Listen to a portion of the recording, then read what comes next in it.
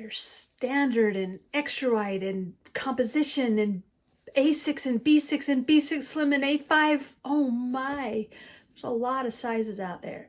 Should you buy one of each just so you make sure you don't miss the one? Probably not necessary. In this video, I'm going to show you most of what you're going to need to know to be able to pick out the perfect size just for you. Yes, sometimes you're going to need to try a few to get the feel of what's exactly the right size for you. But I also think if you get a chance to see them in comparison to each other and with popular notebooks that are out there that you're probably already using, you can get a good feel of what the sizes that you're going to need to choose from. So stick around and I'll give you a walkthrough of the most popular traveler's notebook sizes so you can make an informed decision. You might think that you're never going to be able to make this decision. You might think you have to actually hold one in your hands to know if it's the right one for you.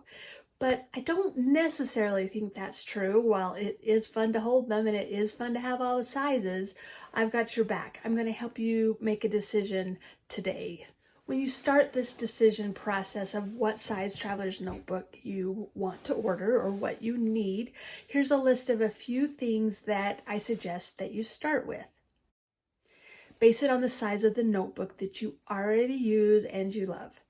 Decide what you're going to use it for. Do you write a lot? So do you need a lot of space? Are you going to carry it with you, or is it going to stay on your desk at home?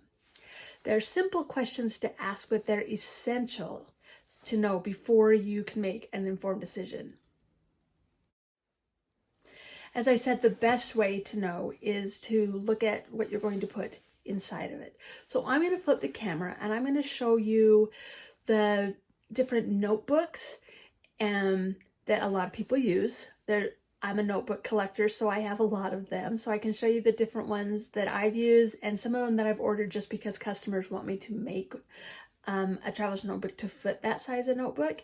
And I'll show you those. And then I'm also going to show you how they work with the different sizes of traveler's notebooks. So when you see these two things together, I really do think you're going to be able to figure out exactly the right one for you. So let's flip this camera around and I'll show you what I've got. Right, like I said, the best way to start is by deciding what notebook you're going to use first of all. And so I've pulled some of the most popular or the ones that I've seen the most of, some of these notebooks. This is a composition size and it's next to an A5 size, just so you kind of can get a feel for it. This is a style that I got at TJ Maxx, and it is exactly this. This is composition, and it's the same size as these very cheap composition notebooks you can get at the drugstore for like 50 cents. Yes, the quality of paper is different, but we're not talking about that. We're talking about size. And there's also moleskin. And so these are the composition size. So if you like to write a lot and you're planning on using your traveler's notebook for a lot of writing, then a composition size is probably what you're going for. A5 is also a very popular size notebook for people that like to write a lot. This is a Scribbles That Matter. This is a Letch Durham 1917. This is another one that I found at TJ Maxx. Now the Hobonichi style, the cousin size, is also an A5. So if this is this type planner you like to use, then I would go with an A5. Erin Condren has, I think she calls them the petite planners. They are a petite planner, and this is actually an A5. So that's the size you'd order for that. And then the bullet journal, the name brand bullet journal, is also an A5. So that's what these are. And here are the traveler's notebooks that are also those sizes.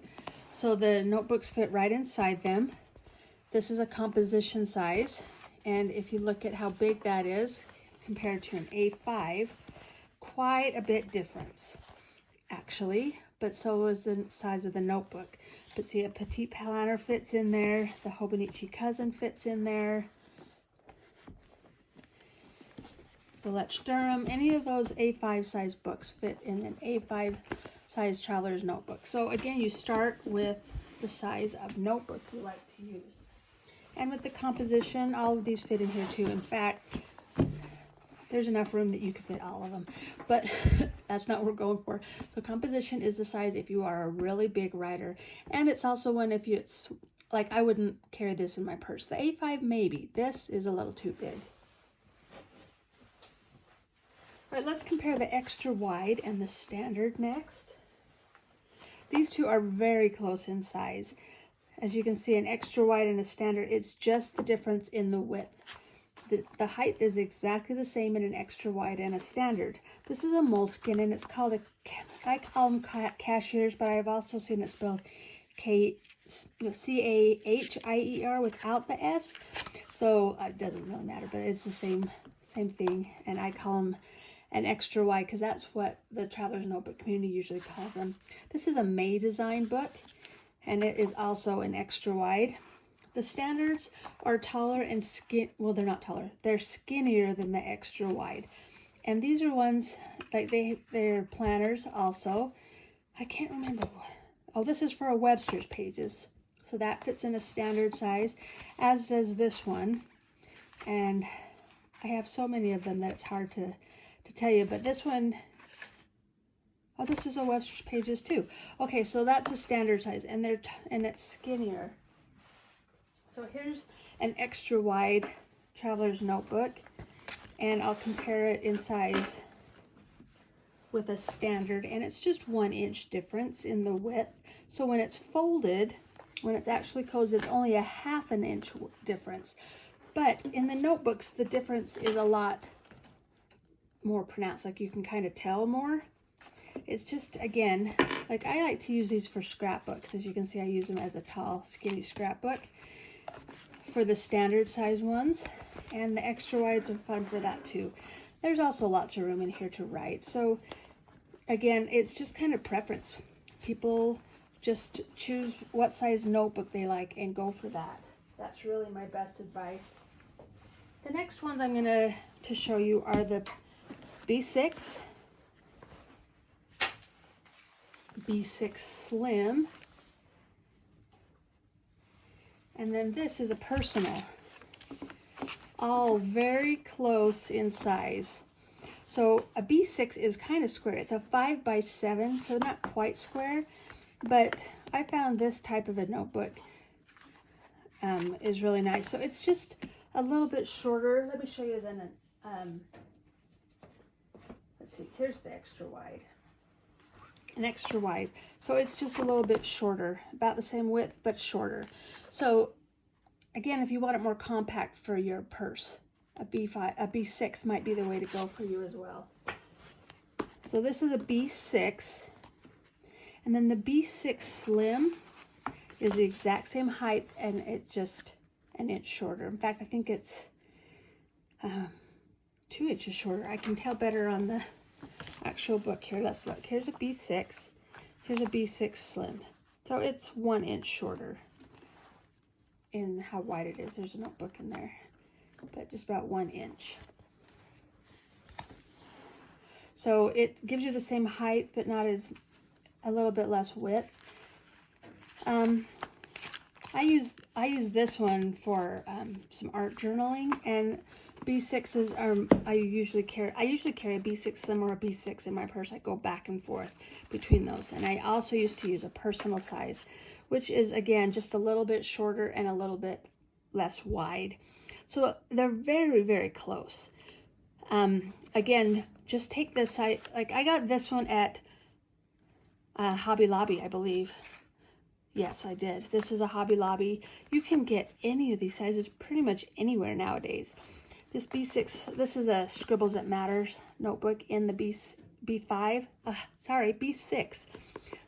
This is like a quiz for me. But again, it's just like, look at the notebooks you use and decide which is the size for you. And I think holding those notebooks in your hand before you order a custom fabric notebook is a great place to start. So here I showed you this one. This is a B6 and a B6 Slim. And then the personal is also the exact same height and a little bit, and another inch shorter. So the personal is 2 inches shorter than the regular B6. B6 Slim Personal. And then I wanted to show you just one more size, because this is a popular size as well. This is an A6, and these notebooks you see around a lot. This is the Hobonichi Techo, the original size, and this I know that this planner comes in, this one is a group of 2, but they also make it in 1, but the Traveler's Notebook fits the same. This is another May design book, and this is another one from TJ Maxx, I believe, yeah. So these are all A6 books that fit in an A6 Traveler's Notebook. Oh, there's the other Hobonichi, like I was telling you, it comes in 2s. But if you got the year size, it would still fit in there. I've had people ask me that too, so the whole thing still fits. So again, my best advice to you is, if you want to know what your Traveler's Notebook is going to feel like, hold the notebooks. See which ones you like. See what you're going to use it for. Ask yourself those questions. I'm going to give you a list of things below this video that will give you some more questions that you can answer. There's a PDF that will walk you through, and it'll show you the size comparisons there as well, and you can get that one for free by signing up to get that. And I hope this helps you to answer a lot of those questions. Let's see in my notes here if I missed anything. Yes, oh, I do have another video that shows you more about the sizes and even some of the styles. So if you want to look into some more of those YouTube videos, take a look. So I hope that helps you to make an informed decision. I also want you to know that I am always on the other side of your computer. You can send me a message anytime. You can message me on Etsy. You can personally email me at marla@hunkydory.com, and I can give you the answer to the best that I can, and we'll figure it out together. Thanks for joining me today, and I'll see you next week for my next video.